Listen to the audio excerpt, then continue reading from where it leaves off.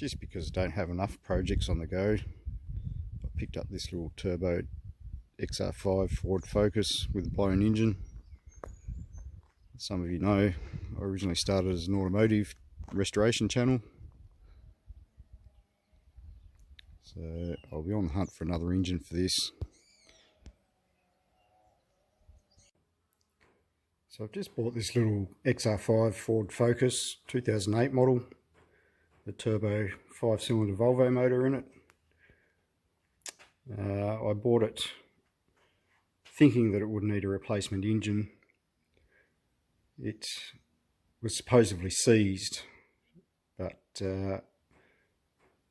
upon inspection getting it home, it is in fact not seized at all, but it has coolant in number 2 cylinder.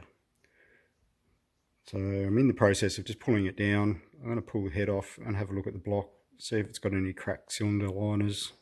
If it hasn't, I'll recondition the head and put new head gasket, time belt kit on, and sorry about the birds making noise in the shed, and we'll see where we go with it. Hopefully we get away with not having to put a new engine in it, but it may be the case once the head's off that the cylinder liners are indeed cracked. We'll see how we go. I think I may have just discovered why in fact this car overheated. This is a coolant pipe that runs to the expansion tank. As you can see, the pipe split right open. There's evidence of coolant underneath the vehicle. It's all sort of blown out there.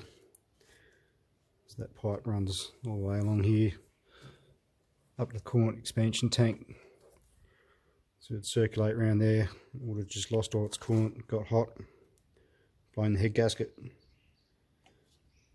Hopefully not cracked a block. We'll see what happens. Also, for anybody pulling an airbox out of one of these after wrestling with it for a good 15 minutes, I found you sort of disconnect the ECU plugs off the side and you've got to slide it out and up this way. It will not come out this way even after taking out the bonnet latch. About halfway in now to getting the head off. Got the upper part of the intake manifold pulled off. Ejector rail out. Fuel rail disconnected. Wiring loom pulled back. And got the exhaust heat shield over the turbo pulled off. I haven't undone the manifold bolts yet. Next stage is to undo the manifold bolts for the turbo. Let that drop back, pull the intake manifold off, pull the hoses back, block the engine up, pull the engine mount out, disconnect the cam belt, then pull the rocker cover off and crack the head bolts off. May have to pull cams out, I'm not sure, never worked on one of these engines before, so I'll see when I get in there. And the head should pop off. Come back in a few minutes and see where we're at. A little bit later on, inlet manifold is off, timing belt is off. Can't really see down in there, but the turbo manifold bolts are all undone. All the hoses are disconnected. Time belt tensioner is off. So I'm now at the point undoing all the rocker cover bolts and undoing the head, maybe pulling the cams out if it's necessary, which most likely is going to be. Keep going and see if there's any damage or cracked block. It's a couple of weeks later. I've stripped the head off the XR5 Ford Focus 5-cylinder Volvo turbo engine, and unfortunately it's cooked. As you can see there, the back side of that piston's melted to the bore wall. Same with that one. So piston number 2 and 3 have very melted. And the gap here in between the cylinder liners should be approximately 25 thou clearance in between these liners. And unfortunately these two liners are at about 12 thou, so the block is no good. The liners have warped at the top, so it's an unrebuildable engine unless you replace the liners, which is quite an expensive job. So I got on the hunt for a second-hand engine, picked one up at a wreckers in Brisbane. I've had it shipped down. Just gone and picked it up today. I'll show you that on the trailer in a minute. This is the cylinder head off the engine. It's also no good. It was blown. It was blown between the cylinders here, as you can see how black it is, and through here, and through here. And if you run a straight edge across it, there is massive warpage, so much so that it would never be able to be machined out. So the head is absolute junk as well.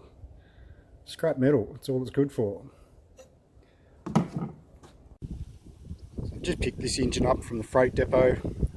Took a while to get here, bit of mucking around and difficulties with the wreckers that I bought it off and with the freight company, but it's here, and the next job is to get it off the trailer, pull the plastic down and reassemble it with all the engine components, as it's only a long block, so there's no accessories with it.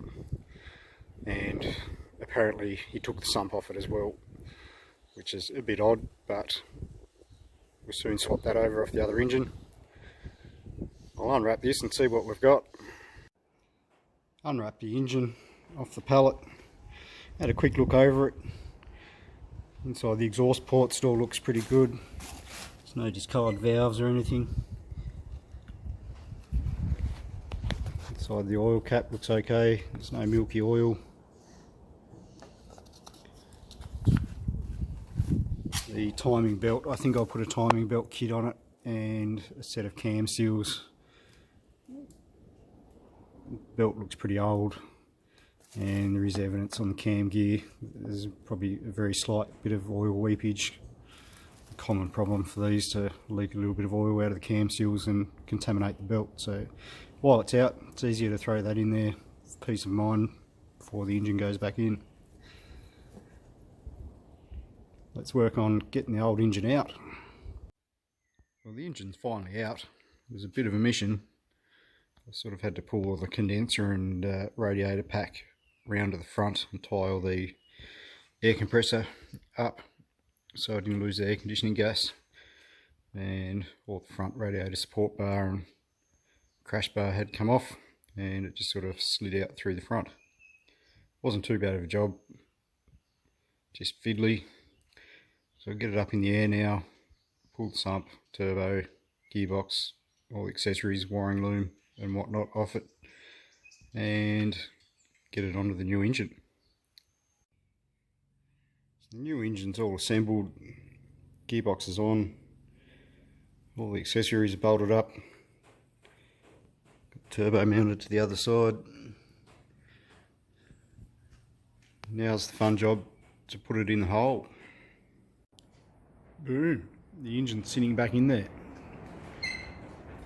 Now, got to plumb it all up, put the front back on, drop some oil and coolant into it, and hopefully it's a runner. It's alive!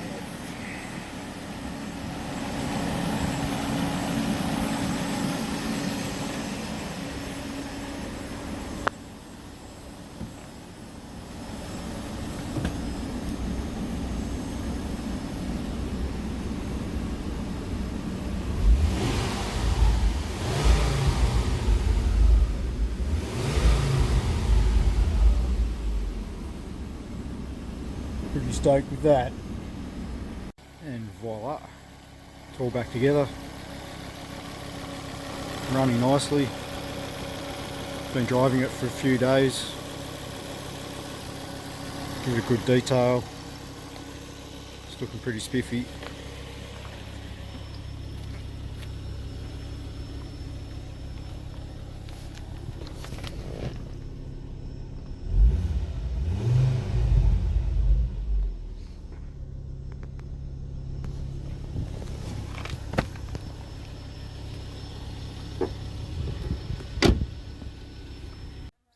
The little black Ford Focus XR5 Turbo I dubbed Black Diamond is all but done.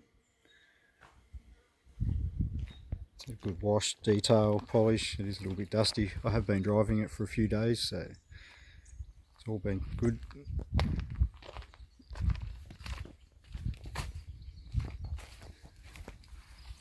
Let's put this one up on the market. Move on to the next project, which is that beast. Thanks for watching, guys. Remember to click like, share, subscribe, all that YouTube stuff. And we'll see you on the next project.